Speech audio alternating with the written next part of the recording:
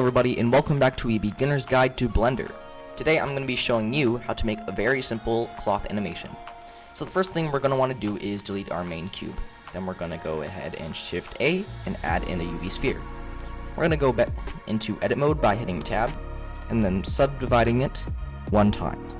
Then we're going to go ahead and go back into object mode, add a modifier in the settings tab, and then add a smooth modifier. We're going to change the factor to 1 and do it 6 times. So now we have a pretty darn smooth cube. So now what we're going to want to do is first shade this smooth. So it's pretty smooth now. Now we're going to go ahead and Shift A and add in a plane. Scale it up so it can fully cover our cube. Then we're going to move it along the Z axis so it's going to fall down onto our cube. We're going to go ahead and go into the system settings, the simulation settings, sorry. And we're going to add a cloth simulation. So, as you can see now it falls down, but just falls straight through the circle. So, what we're going to want to do is go to the circle and add a collision. So now if we play it, it lands right on top of the circle. But, as you can see, it doesn't have that cloth simulation look to it. That's because it doesn't have any subdivisions. It's just one big square. So we're going to subdivide the heck out of this thing until we get something that looks kind of like this. Maybe just do it one more time. So now we have a pretty good subdivided plane. Now we're going to go back into object mode, and as you can see, if we play it, it falls right on top of our circle without a problem. Absolutely perfect. So as you can see, it just drips down. What we want to do next is go ahead and add in another plane, scale it up, and then turn this into a collision 2. We're going to go ahead and go into the Y view and then move it down -1. So we're going to go ahead and do G, Z, and then -1. Press enter. As you can see, it is perfectly below it. Now what we're going to want to do is change this to a collision as well, which it already is. And we're going to go ahead and press play. As you can see, it's coming down now. And it collides with our plane down here. It doesn't just fall straight through. So it has a pretty nice simulation look to it. So now what we're going to want to do is go ahead and go to the rendered view.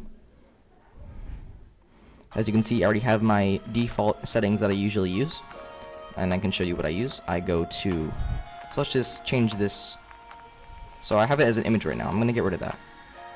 And I usually just use the sky texture and then Enshita. And the program that I use for this is usually Cycles. So, as you can see, we're going to go ahead and click the sheet that we use, go to the material properties, click new, and change the base color to whatever color you want. I'm going to change it to a nice sky blue, and then I'm going to turn down the roughness. As you can see, it's nice and shiny. So I'm going to go back to here, just look at it from the top view. It looks pretty good, so we're just going to go to half render to see what it actually looks like. That's pretty good. So we're going to go to the circle now. Add a new material property for that one, and let's make it a pinkish purple,